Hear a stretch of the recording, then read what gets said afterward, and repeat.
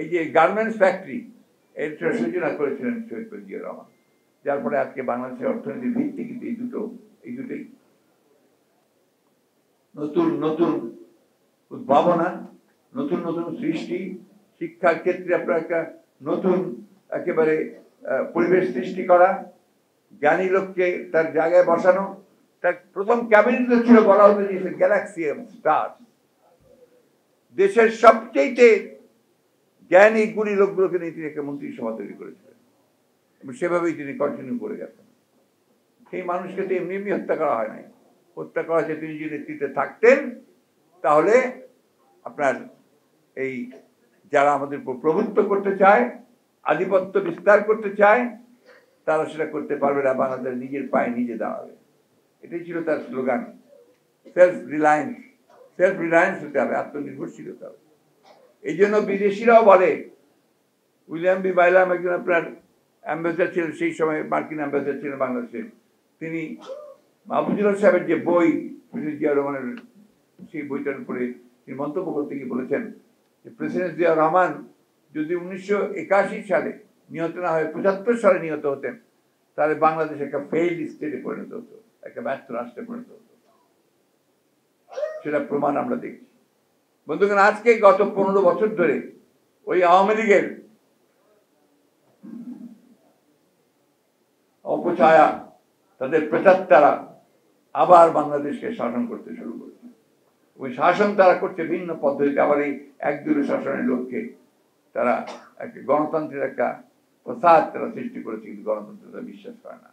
আজকে যারাই বিরোধী কথা বলে তাকে তুলে নিয়ে যায়। বিভিন্ন আইন পাশ করেছে তারা, ডিজিটাল সিকিউরিটি অ্যাক্ট থেকে শুরু করে বিভিন্ন অ্যাক্ট, এই আইনগুলো দিয়ে কেউ কথা বলার সেই স্বাধীনতা পায় না। আজকে হাজার হাজার মানুষকে তারা গ্রেফতার করে। দেশের বেগম খালেদা জিয়া তাই তারা অন্যায়ভাবে মিথ্যা মামলায় আটক করে রেখেছে প্রায় 6 বছর ধরে।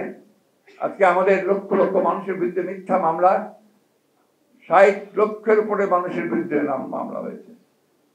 27,000 নেতাকর্মীকে তারা একদিনে 2-3 দিনের মধ্যে গ্রেফতার করেছে এই 28 অক্টোবরের পরে।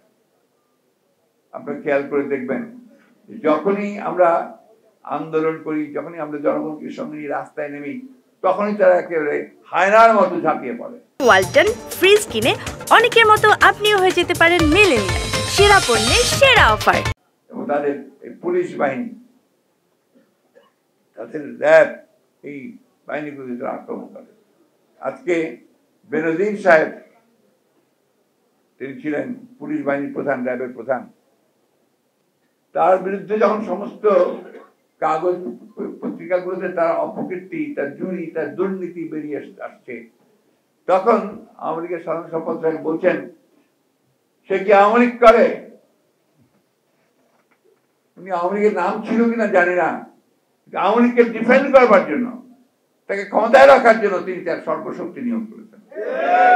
কারণ ওই নির্বাচনের সময় তিনি র্যাবের ডিজি ছিলেন, সেই সময় পরিষ্কার প্রকাশ্যে বলেছেন যে সেই সরকারকে, সেই দলকে ভোট দিয়ে যারা উন্নয়ন করতে যাচ্ছে, তাদেরকে আমরা উন্নয়নের পক্ষে আছি। আজকে তার এই কথাগুলো বলার কথা না, যদি সে বলেছে, এবং সে যত রকম করে পারে বিরোধী দলকে সে নির্যাতন করেছে। তারা বেআইনিভাবে হত্যা করেছে, জুডিশিয়াল কাস্টডিতে হত্যা করেছে, গুম করেছে, খুন করেছে, এবং মিথ্যা মামলা দিয়ে, এই গায়েবী মামলাটা বলতে সেই সময়কার তৈরি সমস্ত। পুলিশের আইজি এখন যিনি আছেন, তিনিও স্যাংশন প্রাপ্ত, কিন্তু 9 জনকে স্যাংশন ছিল বেনজির সহ। এই একটা অবস্থা এই সরকার। আবার আরেকজন আপনার সাবেক সেনাবাহিনীর প্রধান আজিজ, তাকে তারা অনেককে ডিঙিয়ে, তার 2 ভাই চিহ্নিত সন্ত্রাসী জেনেও তাকে তিনি আর্মির চিফ করা হয়েছিল, এবং তার যে কাজ সেই কাজটা তারা করে নিয়েছিল, নির্বাচন পার করে নিয়েছিল। প্রধানমন্ত্রী আরেকটা ভয়ঙ্কর কথা বলেছেন কয়েকদিন আগে। তিনি বলেছেন যে সাদা চামড়ার লোকেরা নাকি তাকে বলছে যে তাকে এখানে কোন একটা দেশের এয়ার বেস করতে দেওয়ার জন্য, অর্থাৎ সেখানে তাদের জঙ্গি বিমান নামবে, সেটাকে তার এয়ার বেস হিসেবে ব্যবহার করবে। আর বাংলাদেশের একটা অংশ অর্থাৎ চট্টগ্রাম এবং মিয়ানমারকে নিয়ে নতুন একটা খ্রিস্টান রাষ্ট্র তৈরি করবার তার চেষ্টা করছে।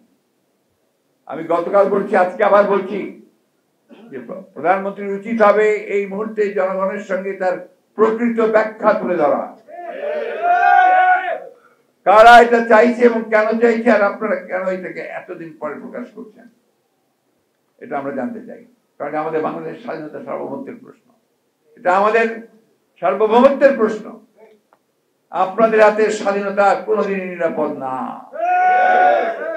আপনাদের এর আগের পররাষ্ট্রমন্ত্রী তিনি তো বলেই ফেলেন পাশের একটা দেশের ব্যাপারে যে তাদের সঙ্গে তাদের সম্পর্ক হচ্ছে স্বামী স্ত্রীর সম্পর্ক। তো যদি স্বামী স্ত্রীর সম্পর্ক হয় তাহলে আপনি আর সেখানে কি করে তারা যে অন্যায়ভাবে আমাদের সমস্ত ন্যায্য পাওনা যেগুলো সেগুলোকে আমাদেরকে বঞ্চিত করছে সে ব্যাপারে তো কোনো কিছু করতে পারছে না। আমাদের পানির হিস্সা দেয় না, আমাদের তিস্তা পানির হিস্সা দেয় না, ফারাক্কার হিস্সা দেয় না।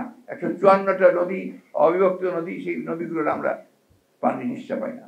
সীমান্তে আমাদের হত্যা হয়, সেই সম্পর্কে একটা টু শব্দ করে না। আজকে এই জিনিসগুলো আপনাদেরকে দেখতে হবে। আপনাদের উপরে আলেমুলেমাদের উপরে যে অত্যাচার নির্যাতন, ধর্মপ্রাণ মানুষের উপরে যে অত্যাচার নির্যাতন, আর একটা ভয়াবহ ঘটনা ঘটছে, এটা আপনারা কে কতটুকু খেয়াল করছেন আমি জানি না।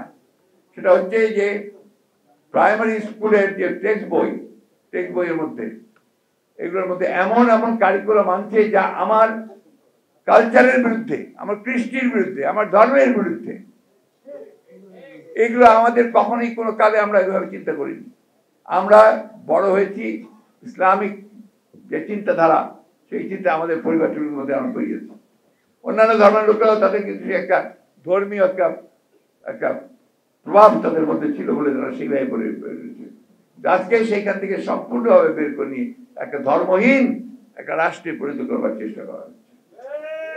বন্ধুগণ, শহীদ প্রেসিডেন্ট জিয়া রহমানের শাহাদাত বার্ষিকী পালন করার উদ্দেশ্য একটাই, বারবার করে শহীদ প্রেসিডেন্ট জিয়া রহমান শুধু স্মরণ করলে হবে না, মনে করলে হবে না, তাকে স্মরণ করতে হবে।